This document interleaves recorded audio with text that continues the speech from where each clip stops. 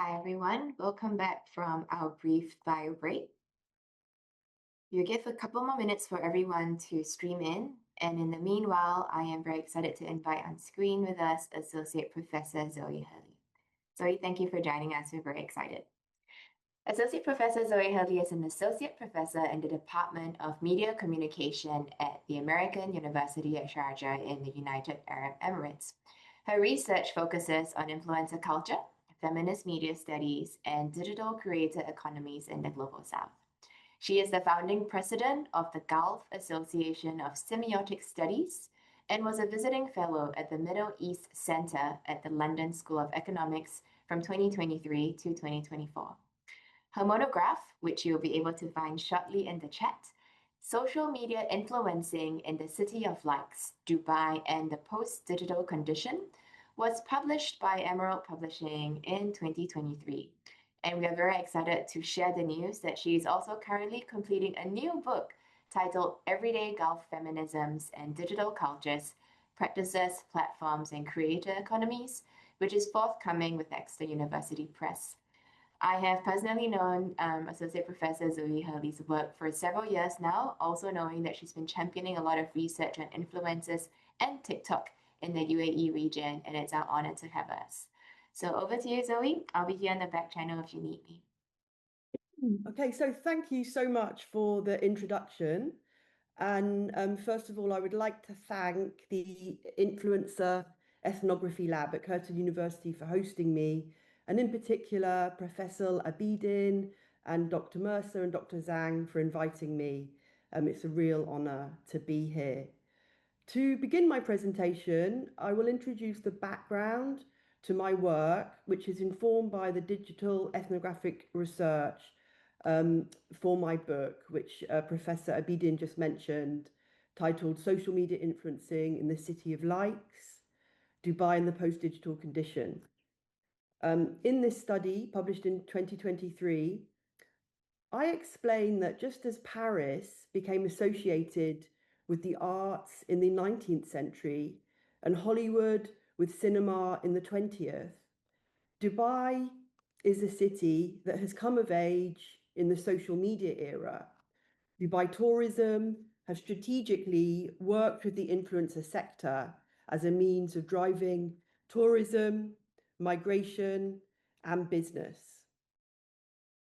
Although there have always been influencers in the social media age, they can be broadly defined as content creators who leverage social media platforms to build followings, monetize through e-commerce, and influence consumer behavior. As Professor Abidin's work has pointed out, these and other people, these influencers are also known as wanghongs, meaning internet red or internet famous in the Chinese context. Now, while these definitions overlap, there are differences. And in the Dubai context, traditionally, influencers have been called fashionistas, and they're people who can have varying degrees of fame online, and they've been pivotal to Dubai's cultural vision. And this is because in Dubai, which is a small city in the United Arab Emirates, tourism, rather than oil, is a primary economic driver in Dubai. And influencers have been active players in curating aspirational Dubai lifestyles, sharing images of its architectural trophies, such as the world's tallest building, the Burj Khalifa, the highest 360-degree infinity pool, the 7-star Burj Al Arab Hotel, to mention just a few of the trophies. So Dubai's photogenic affordances allow influencers like the Russian rapper Instasamka, who's depicted in this image, to climb right inside the spectacle, take selfies at beach clubs, drive jet skis, hire Lamborghinis and helicopters by the hour, while attracting followers and visitors to the Emirates. In fact, Dubai has become one of the most Instagrammable places in the world, or a mecca for influencers. There are an estimated 50,000 influencers based in the UAE from South Asia, Central Asia, Nigeria, West Africa, Eastern Europe, and the wider Arab world. So, Dubai not only holds up a mirror for foreigners' fantasies, it is serviced by a pool of migrant labour, and 90% of the population are immigrants, and it offers each of them a broad spectrum of affordable luxury. As a result, influencers have been integral to promoting, curating, and mediatizing the city. But this mediatization of the Dubai cityscape was rudely interrupted on February the 28th this year, when Iran started firing missiles at the UAE and other Gulf countries in retaliation for the US and Israel's attacks. In the first week of the conflict alone, the UAE absorbed over 1,600 drones and missiles, accounting for more than half of all the attacks recorded across the Gulf. By April the 8th, one day after the ceasefire, the missile count was up to around 3,000 strikes, according to the UAE Ministry of Defense. However, the Western media turned its attention not really to the conflict, but to influencers in Dubai. Influencers were depicted within narratives of excess, detachment, and moral ambivalence. And while there are other narratives available, this framing risks flattening the complexity of influencer diploma. Taking up these issues, this presentation approaches influencers in Dubai not simply as apolitical lifestyle figures, but participants in what may be understood as hyper-political practices through which creators negotiate identity, labor, and expression within constrained yet mediatized contexts. The key questions in this presentation ask, what is influencer diplomacy? And why are legacy Western media focusing on Dubai influencers? And then the third question, how are Dubai-based influencers navigating the crisis? Against this backdrop, the presentation seeks to reframe these debates by foregrounding the hyper-political features of influencer diplomacy and the mediatized spaces in which it occurs.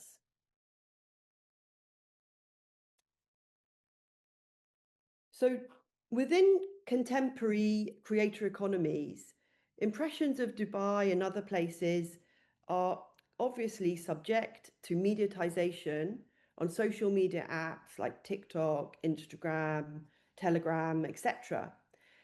In turn, these platforms are entangled with state agendas, platform logics, and transnational cultures within the ebbs and flows of a hyper-political age. Hyperpolitics is the term coined by Anton Jaeger in his 2026 book, pictured here, to describe the highly politicized development of online content that rarely provokes action or change in political terms. Jaeger argues that this is because societies are increasingly being defined by an abundance of so-called exits. So the opportunities to leave jobs, relationships, marriages, friendships, political affiliations, and other commitments. We can also consider how these hyperpolitical sentiments are mediatized via vectors of visibility and the spatial dynamics of perceived, conceived, and lived spaces. To understand how a city like Dubai is mediatized, Lefebvre's spatial triad helps to consider how Dubai's everyday perceived spaces involve the material and everyday places, the transport systems, the ordinary neighborhoods that structure everyday living. In terms of conceived spaces, we can refer to the rules, policies, and systems in Dubai, which, however, reveals something of a paradox concerning how these are imagined. So, on the one hand, the Western media, for example, views Dubai governance as being entirely draconian, authoritarian, and repressive. Yet, at the same time, they view it as lacking constraint, being permissive, indulgent, and rewarding of influencer excess. Meanwhile, Dubai's lived spaces refer to the emotional and experiential associations being constructed and interpreted according to the images and videos being posted online. For many influencers, Dubai is often mediatized as a place of aspiration, or what Benedict Anderson called an imagined community. It's become a decontextualized and deterritorialized place on social media that, however, often bears little or no reality to the physical, material, and embodied Dubai. In many respects, Dubai has become a figment of its own imagination, and its visual attractions seem to offer a deliberate repackaging of Orientalist fantasies in the social media age. To understand the push and pull of Orientalism in Dubai and other contexts, we can refer to the early post-colonial theories of theorists such as Edward Said's Orientalism. So Said explains that the so-called East has been a long-standing fantasy of the West, and it's been depicted in paintings, art, novels, films, travel writing, postcards, etc. And as can be observed in the case of Dubai, the cityscape has self-consciously created tourist attractions such as the Dubai Frame, the Burj Khalifa, Museum of the Future, the Wafi Mall, as icons of an Instagrammable cityscape that mirror and amplify Orientalist imaginaries. And it's within these mediatized Orientalist framings of Dubai that influencers have become embroiled in acts of diplomacy during the war. So this brings us to the main issue of the online symposium, exploring influencer diplomacy. So the word diplomacy originates from the Latin diploma, meaning certificate or folded document, and the Greek diploon, to fold into, initially referring to official documents, passports, or letters of recommendation. So the term appeared in English about 370 years ago, focusing on the documents used by representatives sent abroad. So in essence, a diplomat was someone carrying a folded document, passports or credentials, for international negotiation. In contemporary usage, diplomacy is defined as the negotiation and management of state relations, but obviously it has evolved dramatically in the digital age. So the emergence of social media platforms like Meta, X, TikTok, and Instagram has transformed how states communicate and engage with international audiences. These platforms, popular among younger demographics and less connected to traditional news, have become arenas where states and non-state actors and influencers shape global narratives in real time. Although there are several types and definitions of influencer diplomacy available, in this presentation, I would like to focus on human, non-state actors who are not being paid by the government. During the Iran-US war, which is ongoing, lots of rumors began circulating about influencers in Dubai. My colleague, Dr. Shreya Mitra, who's also presenting a paper in this symposium, and I were interviewed by over 10 Western news outlets from the UK, the US, Spain, Germany, Portugal, and the Netherlands. And to be honest, I think that the level of interest really took us by surprise, as did the fact that these journalists generally ask the same questions over and over while being uninterested in the influencers who actually live in the region.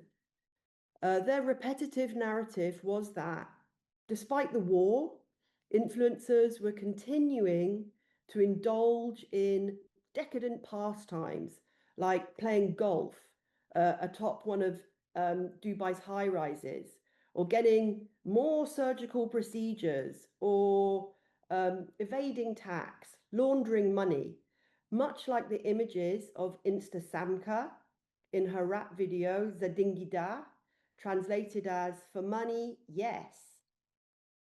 But it's important to remember that Insta Samka's posts about Dubai are satire and sensationalism.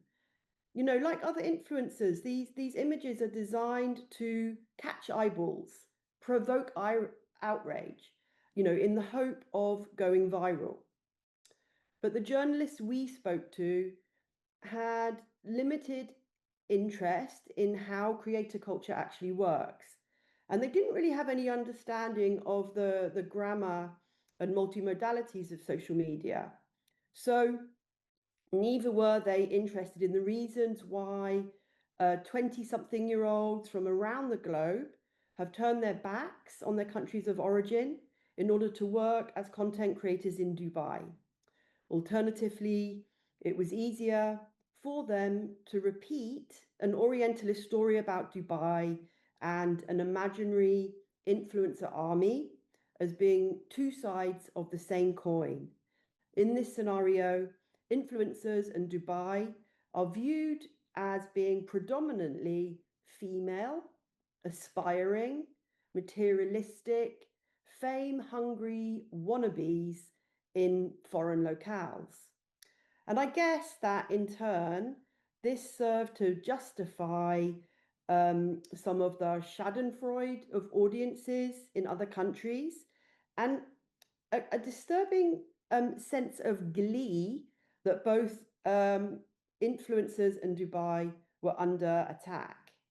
However, like, it's really important to point out that the majority of influencers in Dubai are actually not from Western countries, and the Western media's portrayal of the war and influencer diplomacy was highly distorted. Okay, obviously, this presentation does not have the scope to address all these issues, but it will address why influencers in Dubai have become the object of critique. To begin with, in terms of perceived space, rather than offering on-the-ground reporting, it does seem that the majority of the Western journalists gathered insights about the war in the region from Instagram. So they, on Instagram and other apps, they observe the content of a handful of Western influencers who may have only been in the Emirate for a short time, who were here on holiday, or they were just passing through. However, many of the influencers that the Western media featured are not known in the UAE. This didn't matter, however, since Dubai tends to be perceived as just an imaginary community and a symbolic space rather than a lived one. But in conceived terms, due to the laws and regulations shaping the influencer industry in the UAE, the creator economy is actually a serious business. Influencers have to obtain a license, which is actually free, and follow certain rules and regulations. To survive economically, they create content and post about their daily lives in order to secure brand endorsements and sponsorship. In live terms, since the UAE was being bombarded by missiles which were intercepted, rather than posting get ready with me segments or day in the life posts at the gym, influencers began posting about their experiences and emotions concerning the situation. As a result, they were soon acting as proxy diplomats, which then triggered the attention of Western media. But considering that most young influencers are not necessarily trained in international relations and diplomacy, and they act as individuals outside the guardrails of traditional institutions, I'd like to ask how influencers have actually been managing the crisis in Dubai. To answer this question, and according to the Western media, it might appear that influencers have been tone deaf and self-indulgent during the crisis. However, the majority of influencers in Dubai did not flee, and neither are they necessarily Western. To illustrate, I'll next turn to a comparison of how influencers from different countries responded to the crisis. So for the purpose of the analysis, the presentation will zoom in on the comparative case of 3 Dubai-based women content creators, each of whom are residents rather than citizens of Dubai. They've been selected to be representative of a cross-section of nationalities, social class, and influencer stature. Their content was collected using digital walkthroughs, and Lefebvre's framework was applied as a means of analysis. The following findings will reveal some of the really interesting contrasts of the 3 influencers listed here. So to maximize visibility, creators often engineer content via the aesthetic temporalities of medias res. So this is a narrative technique whereby influencers take you right into the middle of the action.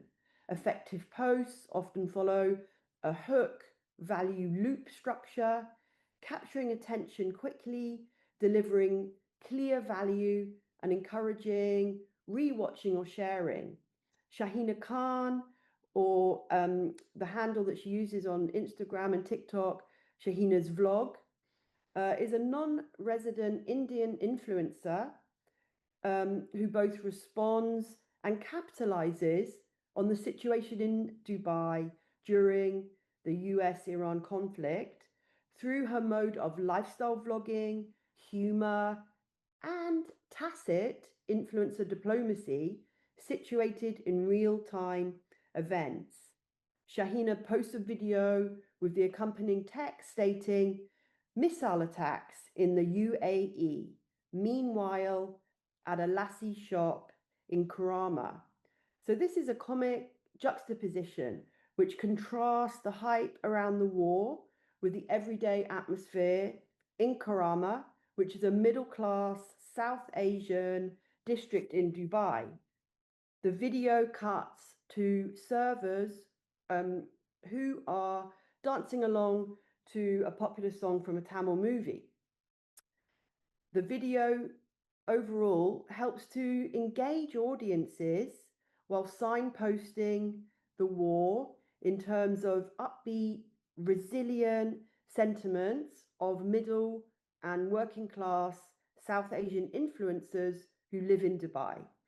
So the sentiment of the video also suggests that for the 6 million South Asians making up almost 90% of the UAE population, that it is business as usual despite the war.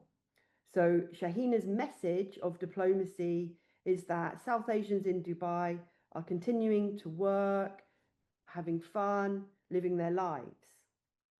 So the next section will address the case of British influencer Mish Media to illustrate some of the varying modes of influencer diplomacy and cultural affordances.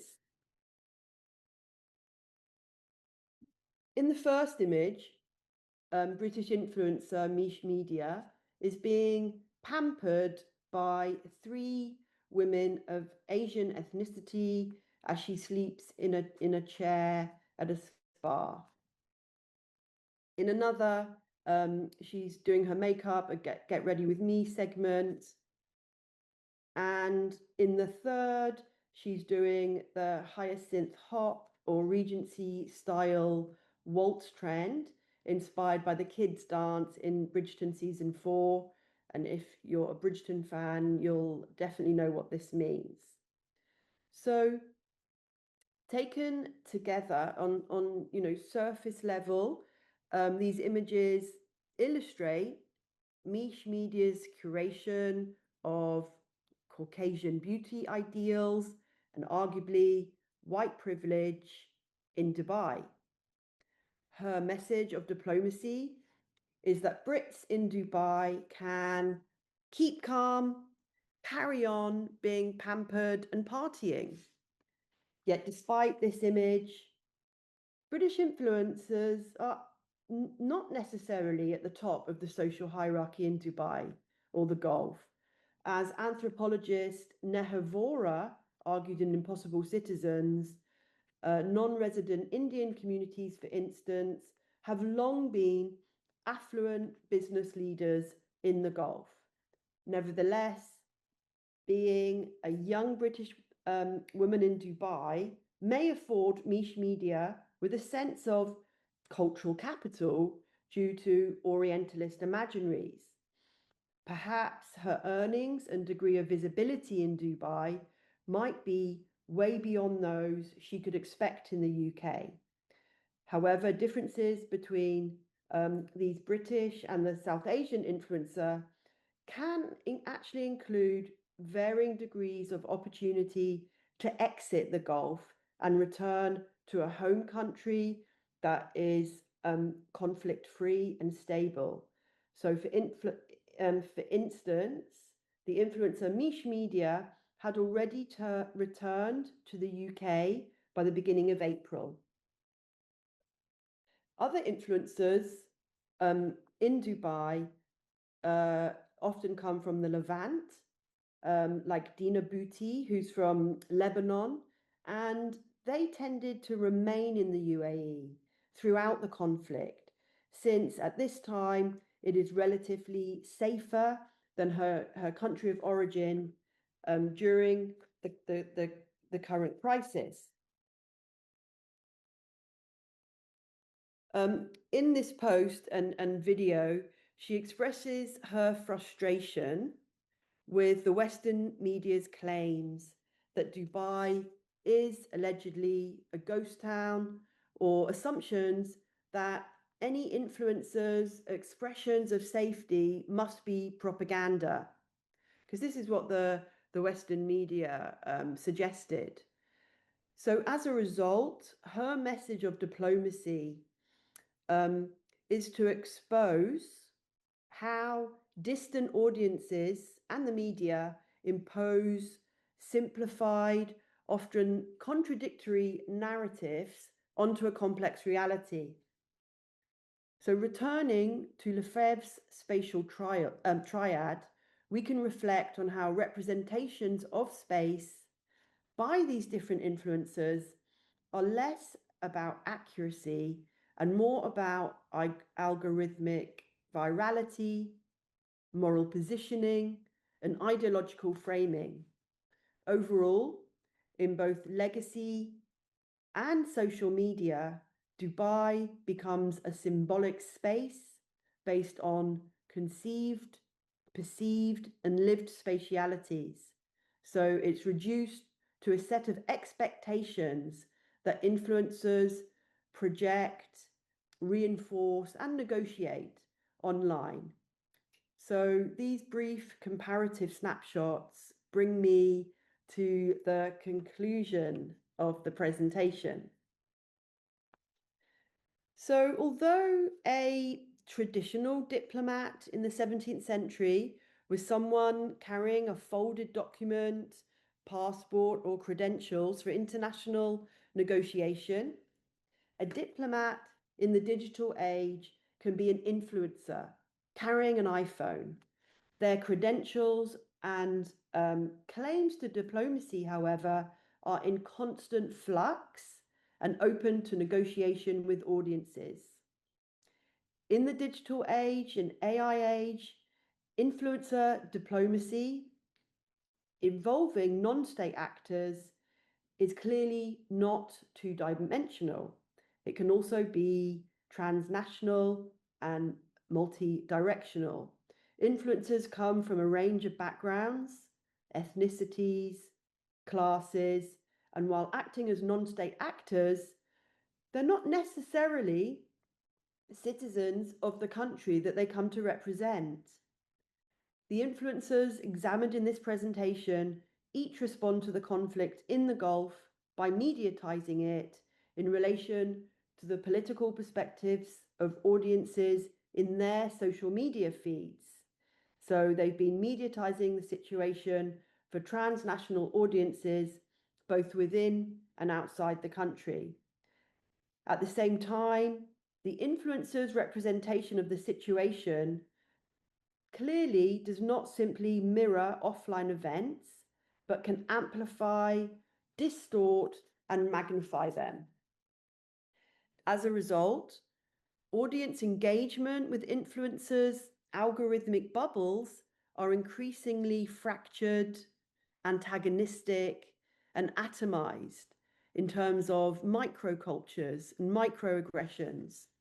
Nevertheless, due to the affordances of social media and the prominent role of influencers within the mediatized cityscape during the US-Iran war in Dubai, they quickly became stand-in diplomats in an era when international diplomacy by state actors is in crisis.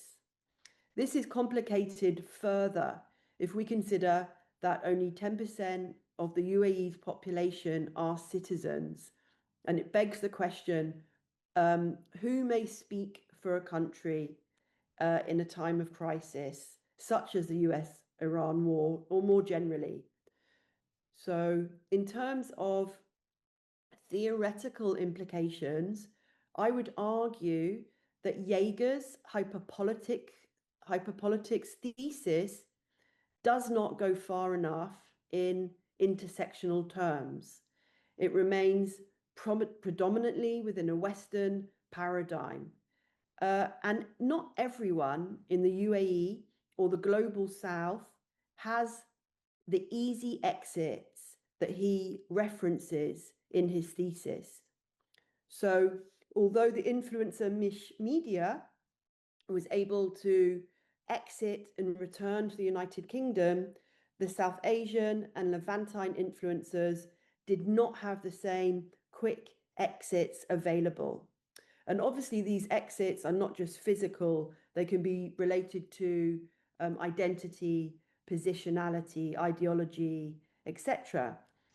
But as a result, Lefebvre's notion of the production of space in perceived, conceived, and lived terms helps to appreciate that the academic Western universalizing of places, spaces, and influencer diplomacy clearly needs to be provincialized.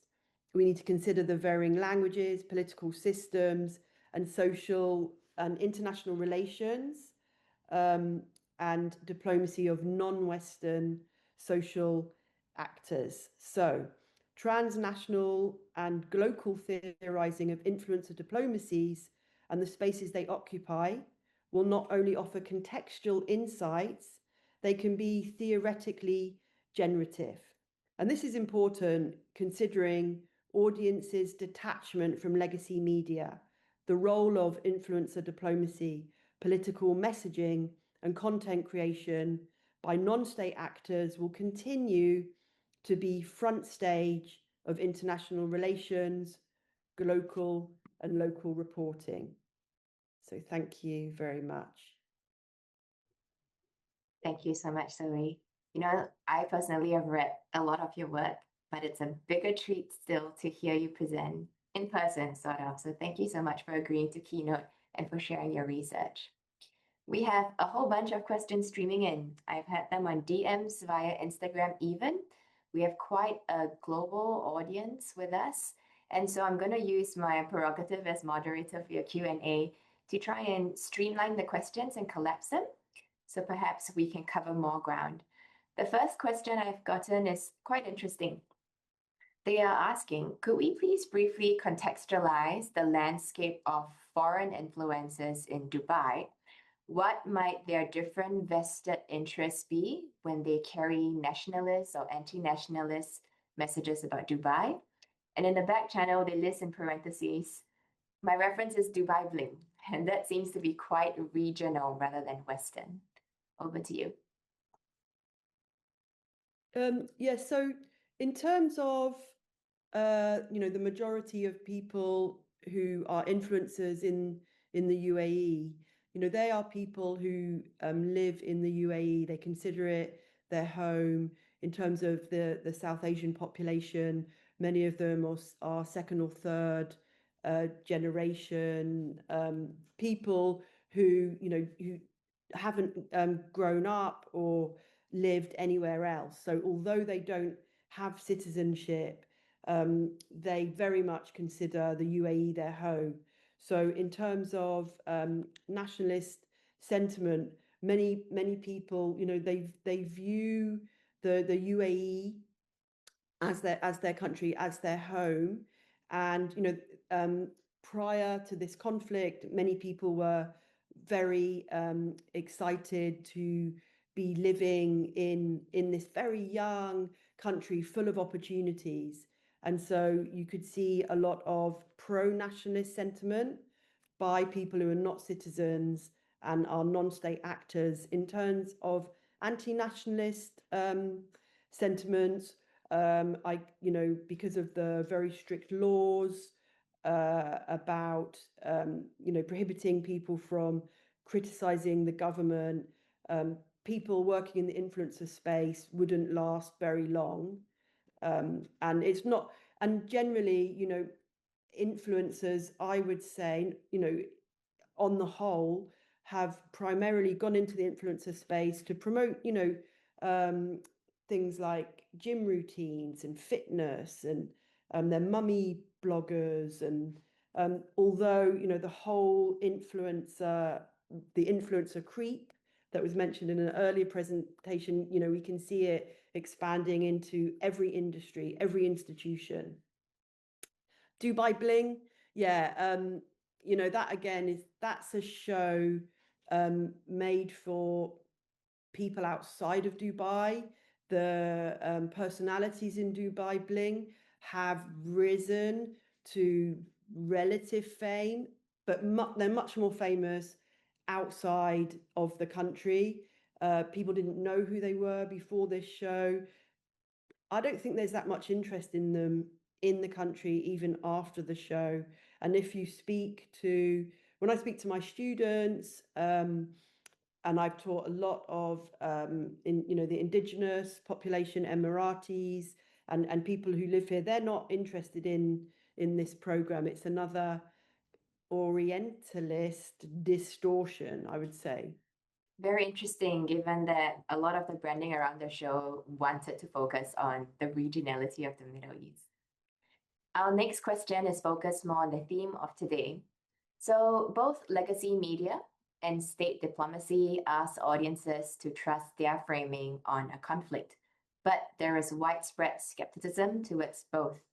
In your presentation, you've told us about how influencers might be framing the conflict themselves, Do you feel that they're being held to a higher standard of transparency than these institutions? If so, why? Yeah, absolutely. And I've myself and my colleague, Dr. Mitra, like we've been absolutely appalled with the standards of the Western media's reporting and the gross number of inaccuracies in their stories about the laws, the conditions for influencers, what's happened to influencers and who they are. And the same thing happened in COVID, and this is something that I really dug into deeply, and I conducted a critical discourse analysis of 20 stories about Dubai during COVID, and a lot of the story began with a Vice News, like freelance journalist, tweeting, "Dubai is a COVID Casablanca." And for people familiar with that film, again, it's another really deeply Orientalist reference. And it just seems that, there have been a number of, crises that have rocked the region as other parts of the world. And we could talk about the 2008 financial crash, COVID, and now the current situation. And I've done critical discourse analysis looking at legacy media across very like broadsheets, tabloids, and the narrative seems to be that they can't wait for the country to fail, and it's almost. I mean, I could talk about this for a long time, but in terms of answering the second part of the question, yeah, it does seem really curious that suddenly, influencers who have varying degrees of higher education and, as I mentioned, are not trained diplomats, were suddenly carrying the crisis on their shoulders and being made the spokespeople for what was going on, and judged by much stricter standards than leaders of America. Very interesting. Thank you for this. I'm going to combine three questions into one. So follow me if it's convoluted. I take responsibility for that. So in general, we are very appreciative of you sharing your experiences with journalists from the Western media. One part of the question wants to know what your engagement was like with the local and regional media. Connected to that, the government in the UAE has been propagating this, "We are united, we are UAE" messaging. But what is the reality of it given the stratification with locals, even locals across the Gulf, migrants, and foreigners? Okay. Yeah. In terms of the local and regional media, their focus has not been influencers because they've been much more concerned with the 3,000 missile attacks on the country.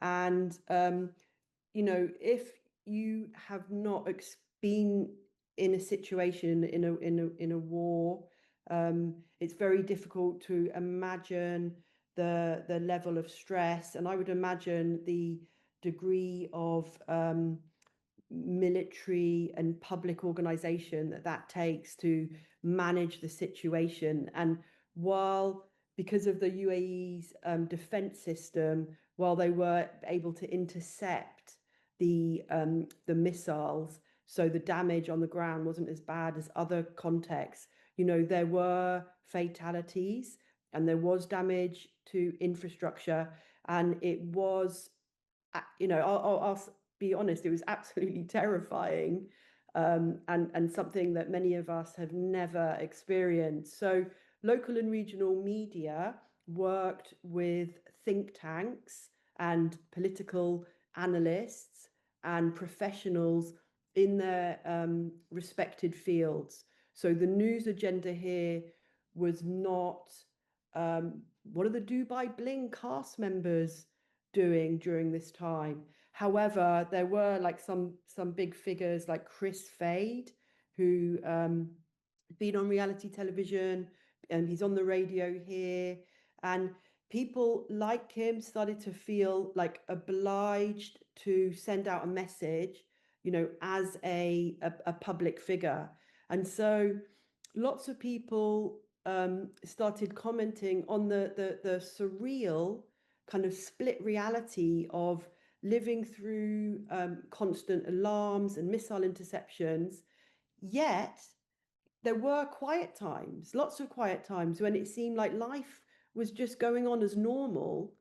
So I think that, a lot of influencers and public figures wanted to send that message, and people really, did trust the UAE, the military to protect people because of the amount of investments in the missile interception system.